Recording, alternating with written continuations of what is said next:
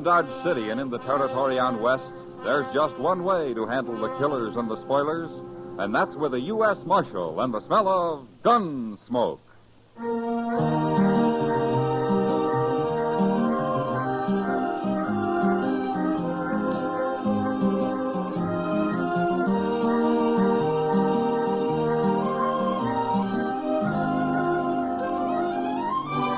Gunsmoke, starring William Conrad.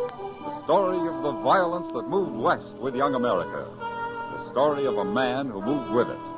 Matt Dillon, United States Marshal.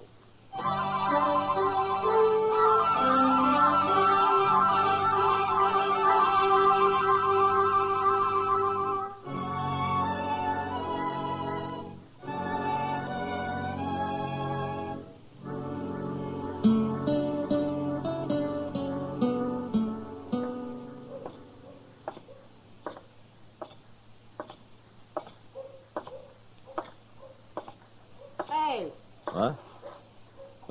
Hello, Kitty.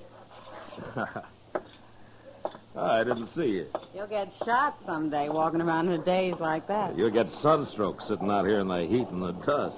I don't see people in the daylight very often. Wanted to find out if they're any different. Sit down. Well, are they? Any different? Yeah. I don't know. But I've spotted a few I think might be sober. That's different. For you, maybe. You know, I was just thinking, Kitty, there's hardly a man comes to Dodge that isn't looking for trouble of some kind. They call it fun. Yeah, sure. But part of their fun's beating somebody up or shooting him. I've heard of places where the men have to check their guns when they come to town. No, that never works. You can always hide a gun. Or a knife. You ought to go fishing, Matt. What? Have some fun yourself. Quit worrying for a while. I'm not worried, Kitty. You know, if it wasn't for all these men stalking each other, I'd be out of a job. There are other jobs besides keeping the peace, Matt. Yeah, I've tried most of them in my time. Hey, Mr. Dillon? Oh, hello, Miss Kitty. Hello, Chester. Doc sent me to find you. There's an old man up in his office. Oh, what does he want me for? The old man's been shot. Shot? Yes, sir. Claims somebody tried to kill him. You mean he was ambushed? I guess he was. Anyway, it hit him in the neck. All right, Chester. I'll go back with you. He's got a friend with him, but they're both strangers around here. Now, you see what I mean, Kitty? Young or old, they're all looking for trouble. Maybe it'd help if we burned this place down. I'll sit here and think. See you about it later, Matt.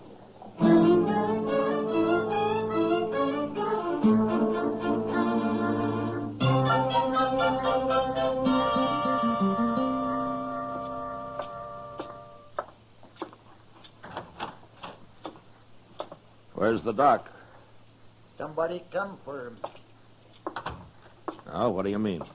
Somebody come for him. That's what. Said somebody else was sick. You're the man that was shot, huh? We don't need you, Marshal.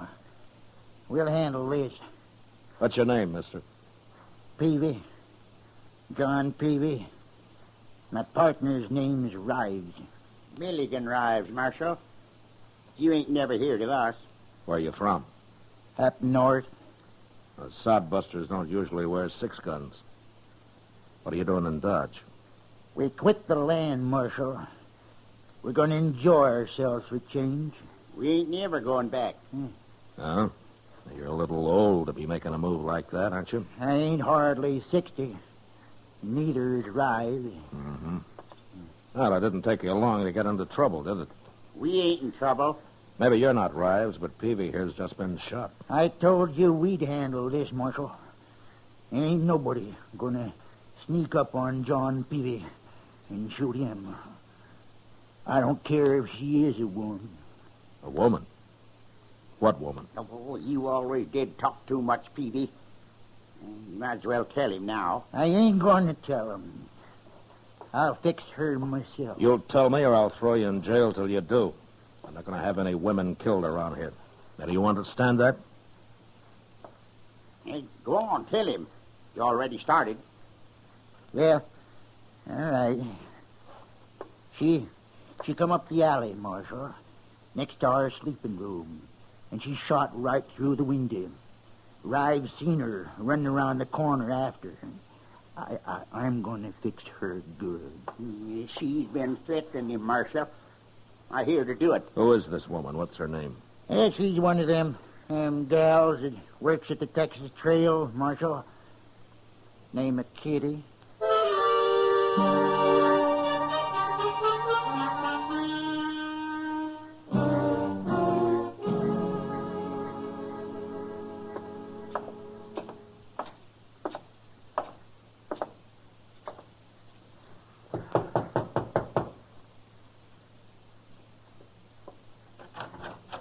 Matt, what are you doing here? I'm sorry to bother you, Kitty. Well, come in.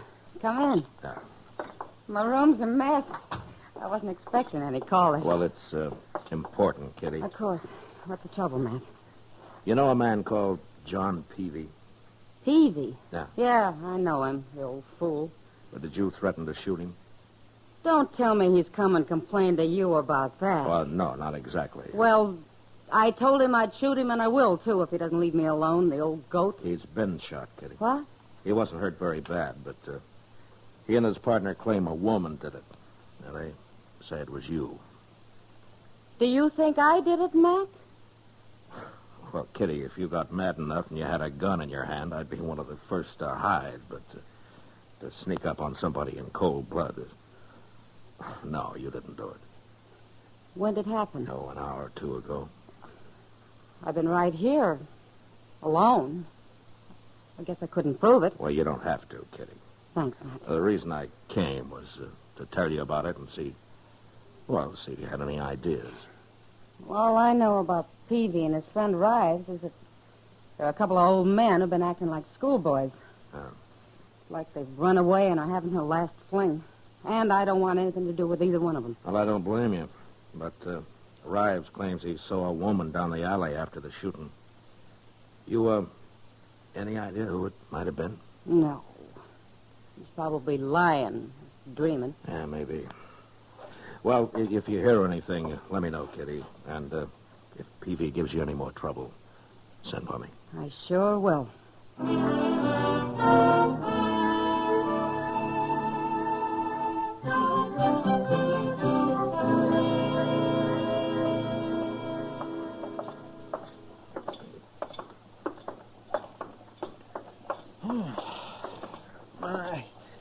I ain't been up this early in the morning since I can remember, Mr. Dillon. Oh?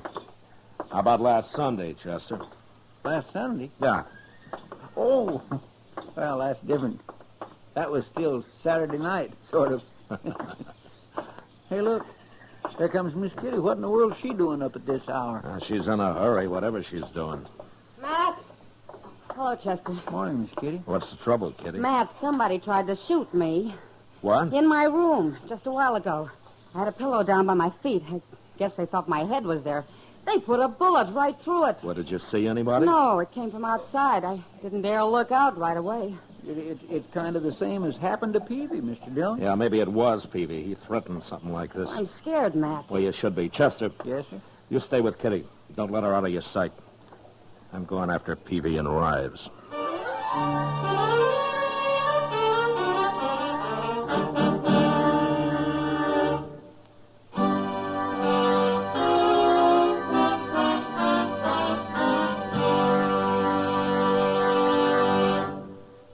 We will return for the second act of Gunsmoke in just a moment. But first, every Tuesday, Pam and Jerry North prove that solving a murder is a family affair.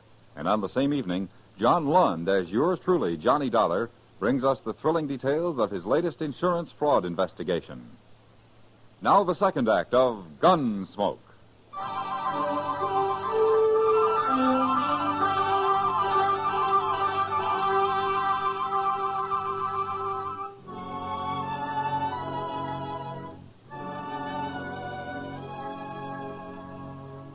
By noon, I'd searched the whole town, and there was no sign of Peavy or his friend Rives.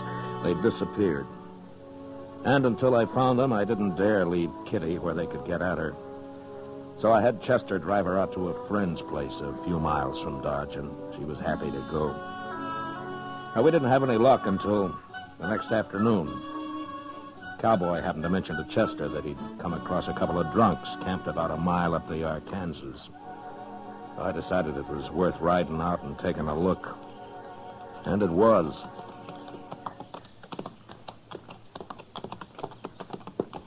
It's them, all right. Yeah, and they've seen us. Keep your head up now. You think they'll fight us? You never know. Oh. Oh, boy. What are you doing out here, Marshal? Looking for you? Well, you found us. Get down and have a drink.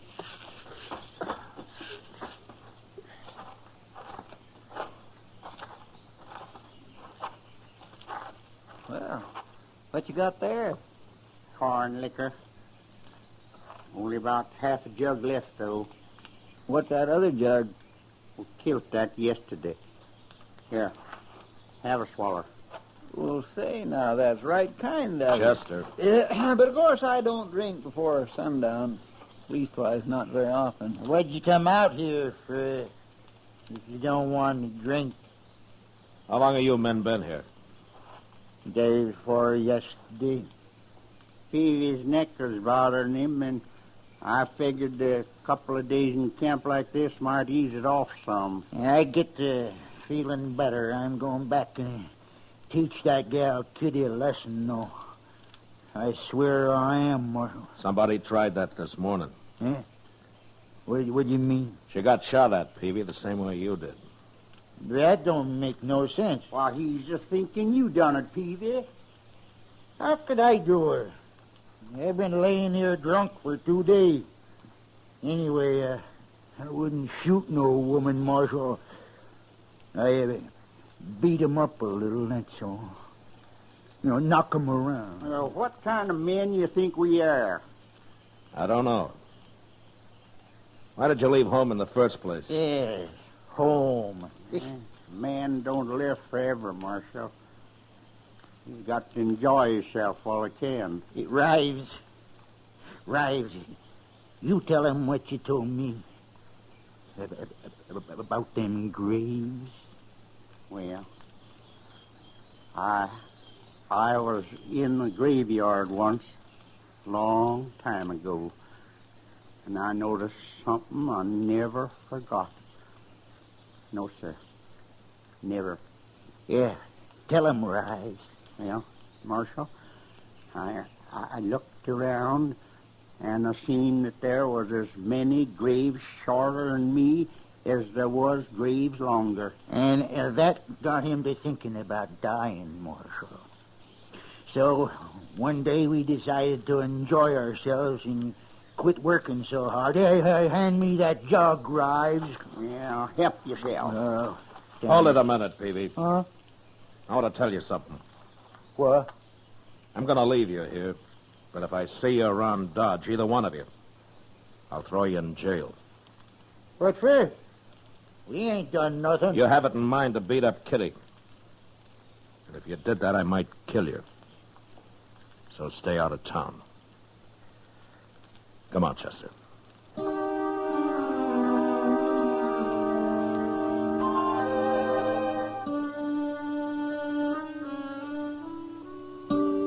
We left them there, passing the jug back and forth across their fire on the riverbank. Talking of death, probably, and of the hard, empty lives that they'd had. And the prairie often left men a little too hungry and a little too dry. Chester and I were talking about it when we spotted a woman up ahead. She was walking after a saddle horse, which we figured must have thrown her and got loose. She was an old woman, and dressed for Sunday in a long black skirt and a big hat with a fancy pin stuck through it. I sent Chester to catch the horse while I rode up to her and dismounted. My friend will bring your horse back, ma'am. Are you all right? I'm all right. Well, how'd he get loose? Mean critter, he run off. Oh, I see. You live around here? No. You've been down by the river, ain't you? I just came from there. Why? See anybody? Well, a couple of men lying around a fire, that's all. Drinking? Yeah. Yeah, they were drinking. You know them? I might. Are you looking for somebody? I might be. Well, maybe you'd like us to ride back there with you. And I don't need nobody to ride nowhere with me, mister. Oh, what's your name, ma'am? What's my name? I don't take to scallywag cowboys asking me my name. Well, I'm sorry. I didn't mean to offend you. You didn't? Well, no, ma'am. Of course I didn't. What's yours? Matt Dillon, ma'am. Dillon. I heard that name somewhere. We won't be introduced proper unless you tell me yours. My name's Sabina Peavy. Ms. Peavy?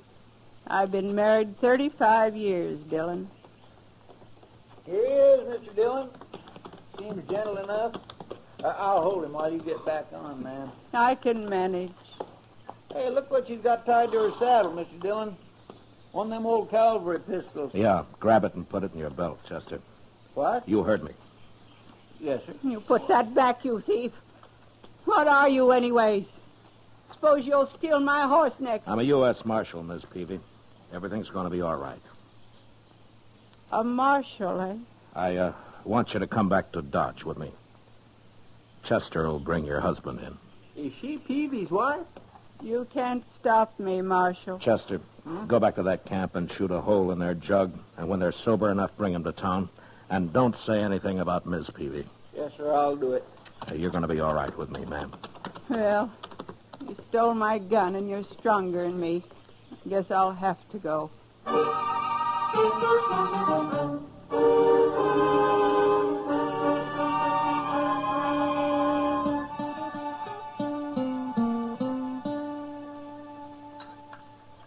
Shall I make another pot of coffee for us, ma'am?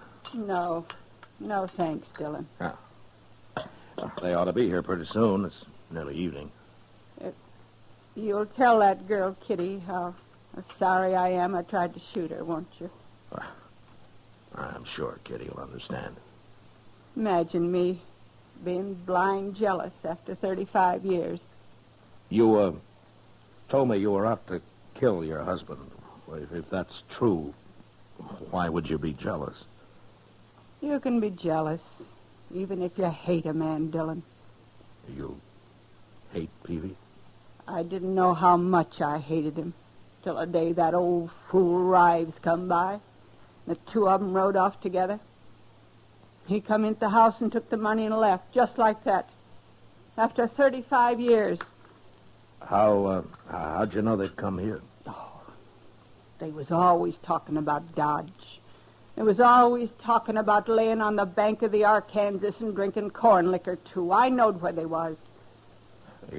You're mighty dressed up for a woman riding out to shoot a man. Well, it seemed fitting somehow.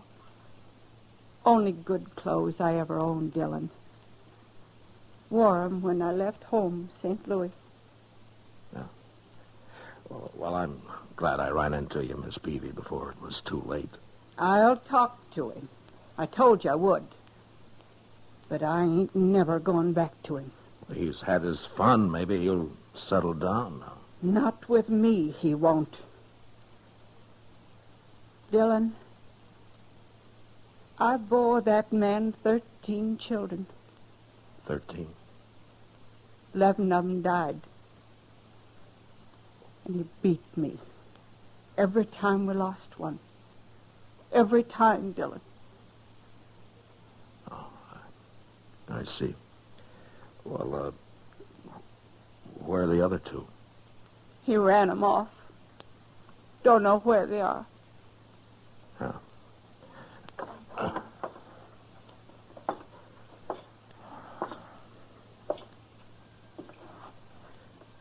Oh, here comes your husband.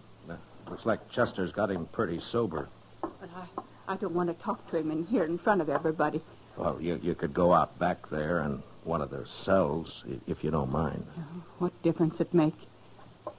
My hat on straight, Dillon? Yeah. Yes, ma'am. You look fine, ma'am. I'll wait out back.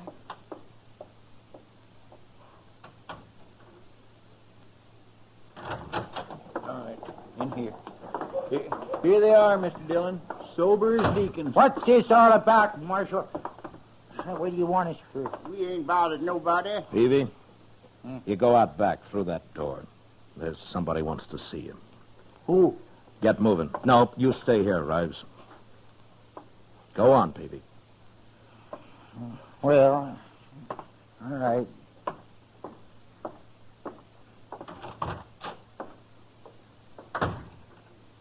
Who's out there, Marshal? His wife. What will I do with their guns, Mr. Dillon? Throw them in a drawer, Chester. Okay, sir.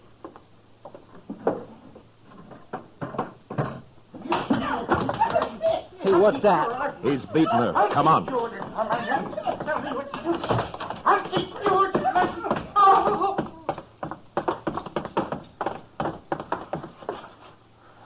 Look at Peavy.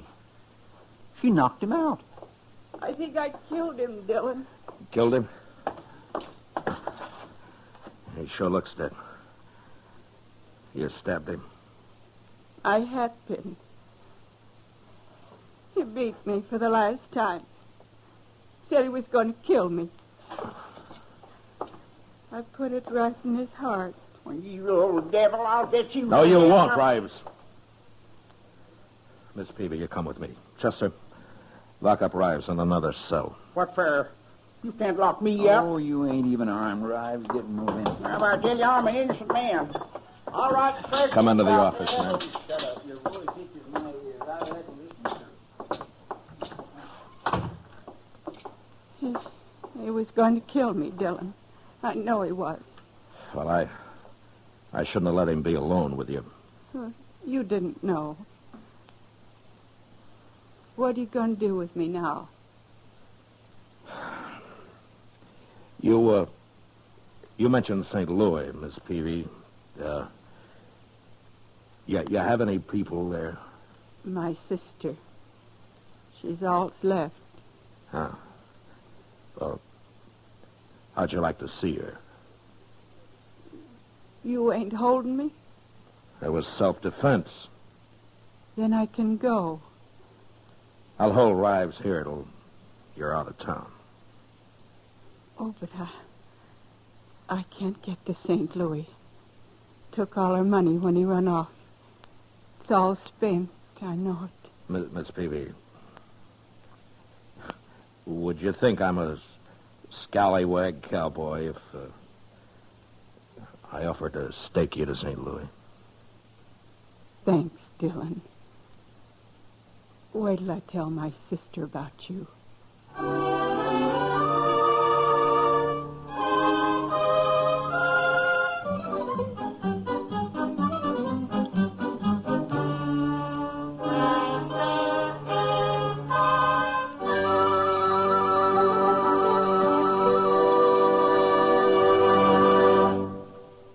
Gunsmoke, under the direction of Norman Macdonnell, stars William Conrad as Matt Dillon, U.S. Marshal.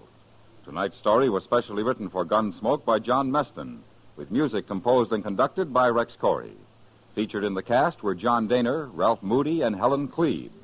Parley Baer as Chester and Georgia Ellis as Kitty.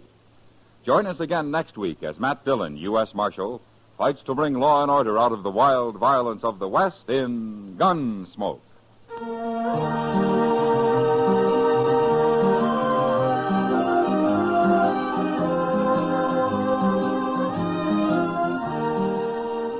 Bill Silver, star of the Broadway and film versions of Top Banana, visits Mike Wallace on Stage Struck tomorrow over most of these same stations. George Walsh speaking. Stay tuned for Gangbusters, which follows in a few minutes over most of these same stations. This is the CBS Radio Network.